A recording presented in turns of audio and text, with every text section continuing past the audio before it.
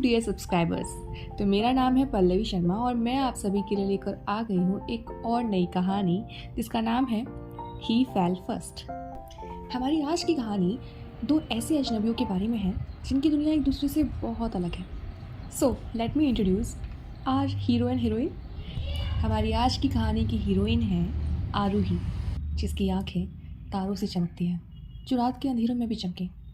उसके होठ बिल्कुल किसी गुलाब की पंखुड़ी जैसे नाजुक हैं और उसके काले घने बाल उसकी इस खूबसूरती में चार चांद लगा देते हैं।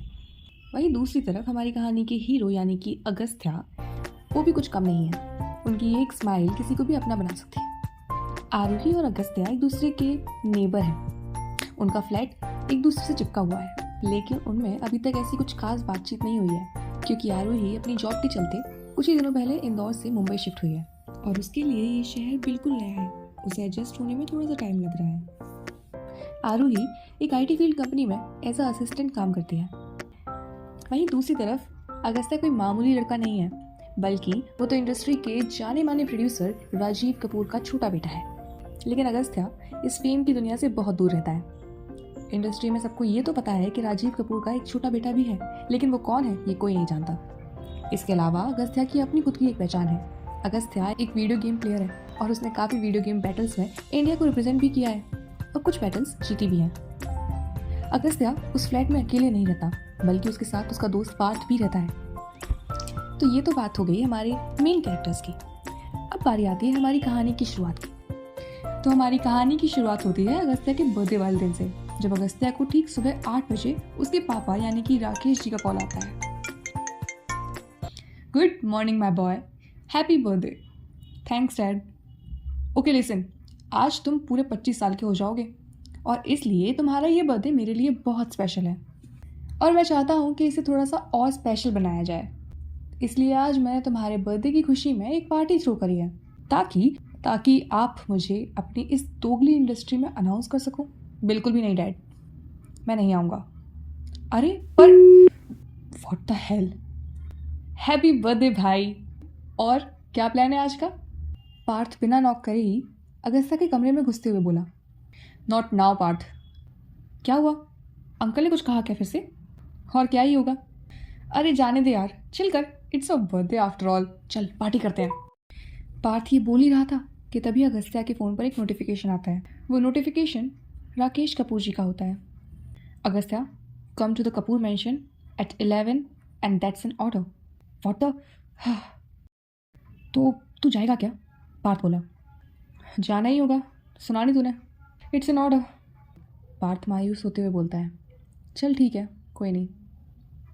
अगस्त्या ठीक 11 बजे कपूर मैंशन के लिए निकल जाता है और वहीं दूसरी तरफ पार्थ अगस्त्या को सरप्राइज देने का एक प्लान बनाता है।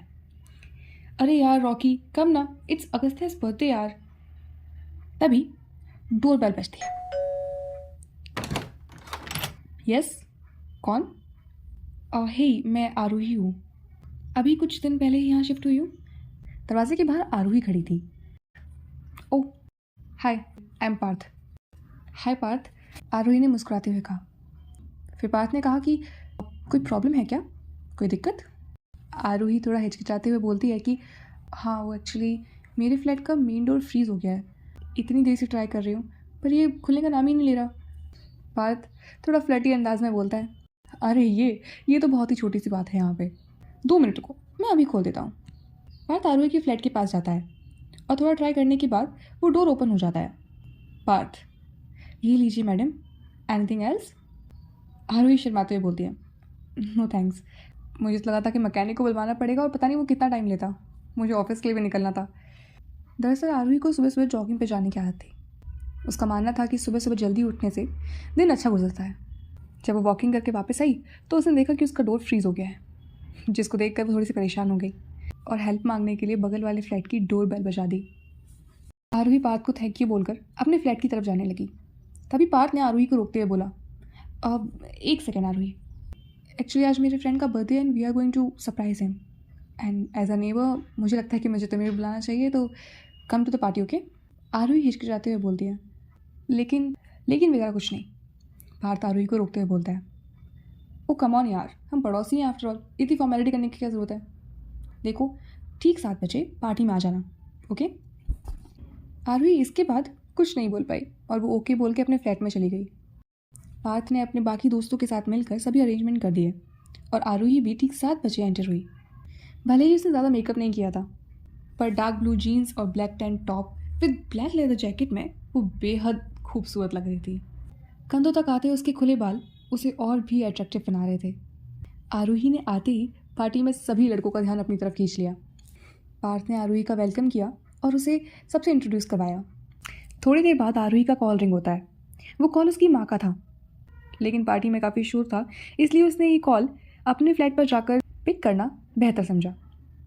वो जैसे ही अपने फ्लैट की तरफ जाने वाली होती है कि तभी दूसरी तरफ पार्थ अगस्त्या को कॉल करता है और पूछता है कि वहाँ सब ठीक है ना। लेकिन अगस्त्या इतना बोलकर कॉल काट देता है कि वो बस लिफ्ट में है और आने ही वाला है। पार्थ ये सुनकर जल्दी से उसके एक फ्रेंड रोहन को इशारा करता है कि वो लाइट्स ऑफ कर दे और म्यूज़िक भी बंद कर दे। आरोही को पार्थ के इस प्लान का कोई भी आइडिया नहीं था। जब तक लाइट्स ऑफ हुई वो गेट तक पहुंच चुकी थी। जैसे ही उसने अपना हाथ डोर ओपन करने के लिए बढ़ाया, अगस्त्या भी तभी एंटर हो गया। ये सब इतनी जल्दी हुआ कि दोनों को कुछ समझ नहीं आया और वो एक दूसरे से टकरा गए, जिस वजह से आरोही का फ़ोन उसके हाथ से छूटकर ज़मीन पर गिर गया। आरोही भी लड़खड़ाते हुए गिरने ही वाली थी कि तभी अगस्त्या ने उसको पकड़ लिया। अब अगस्त्या के दोनों हाथ आरोही की कमर पर थे और आरोही गिरने की डर की वजह से आंखें बंद कर कर अगस्त्या की बाहों में थी। तो ये था हमारी कहानी का पार्ट नंबर 1। आगे की कहानी जानने के लिए हमारे चैनल को सब्सक्राइब कीजिए and don't forget to press the bell icon so that you can get the notification of the part number 2.